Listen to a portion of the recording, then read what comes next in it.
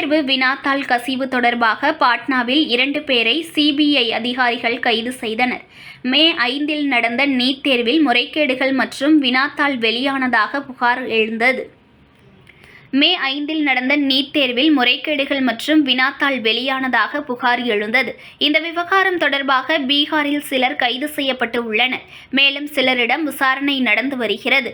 முறைகேடு தொடர்பான இந்த வழக்கை சிபிஐக்கு மாற்றி மத்திய அரசு உத்தரவிட்டது. இதனை ஏற்று சிபிஐ அதிகாரிகள் வழக்கு பதிவு செய்து விசாரணை நடத்தி வந்தனர்.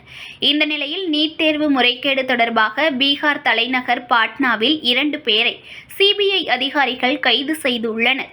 மணிஷ் பிரகாஷ் மற்றும் அசுதோஷ் ஆகியோரை கைது செய்யப்பட்டு உள்ளதாக அதிகாரிகள் தெரிவித்தனர். விசாரணை துவங்கிய பிறகு முதலில் சிபிஐ அதிகாரிகளிடம் இவர்கள் முதல் முறையாக சிக்கியுள்ளனர்.